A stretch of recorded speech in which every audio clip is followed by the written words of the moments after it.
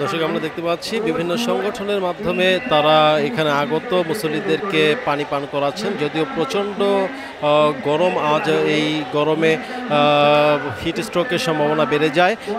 সেজন্য যদিও প্রশাসনের পক্ষ থেকে নির্দেশনা ছিল যে তাদের সকলের সাথে এখানে আগত মুসল্লি বা ধর্মপ্রাণ ভাই বোন যারাই আসবেন তাদের সকলের সাথে পানি, স্যালাইন এবং ছাতা রাখার যে নির্দেশনা ছিল, তাছাড়াও এখানে বিভিন্ন সংগঠনের মাধ্যমে আমরা দেখতে পাচ্ছি এখানে আগত জনগণকে ফ্রি ক্যাম্পেইনের মাধ্যমে তারা পানি বিতরণ করছেন। আমরা কয়েক জায়গাতে দেখেছি বোতলজাত পানি বিতরণ করছেন, কিন্তু এখানে আমরা দেখতে পাচ্ছি তারা পানির শরবত বিক্রি করছেন।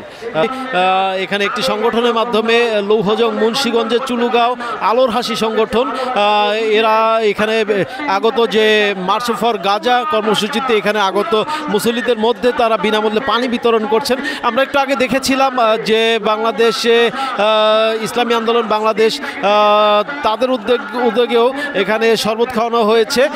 আজ প্রচণ্ড গরম, সেই গরমে আগে থেকে দিক নির্দেশনা দেওয়া ছিল যে সকলের সাথে পানি, স্যালাইন এবং ছাতা রাখার জন্য নিজ দায়িত্বে, কিন্তু তারপরেও এখানে দেখছি বিভিন্ন সংগঠন তারা এই মুসল্লিদেরকে হিট স্ট্রোক এড়ানোর জন্য পর্যাপ্ত পরিমাণে পানির ব্যবস্থা রাখা দরকার।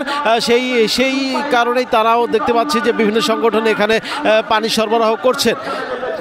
আমরা দেখতে পাচ্ছি যে লাখো লাখো জনগণ এখানে, লাখো লাখো মুসল্লি, লাখো লাখো বাঙালি এখানে আজকে বাংলাদেশে এখানে উপস্থিত হয়েছে এই যে মার্চ ফর গাজা কর্মসূচিতে তারা অংশগ্রহণ করতে আমরা দেখতে পাচ্ছি। এই মুহূর্তে আমরা রয়েছি মৎস্য ভবনের সামনের গেটে। এখান থেকে সোহরাওয়ার্দী উদ্যানে প্রবেশের ইঞ্জিনিয়ারিং ইনস্টিটিউট থেকে, যে ইঞ্জিনিয়ারিং ইনস্টিটিউটের সামনের গেট থেকে তারা প্রবেশ করবে।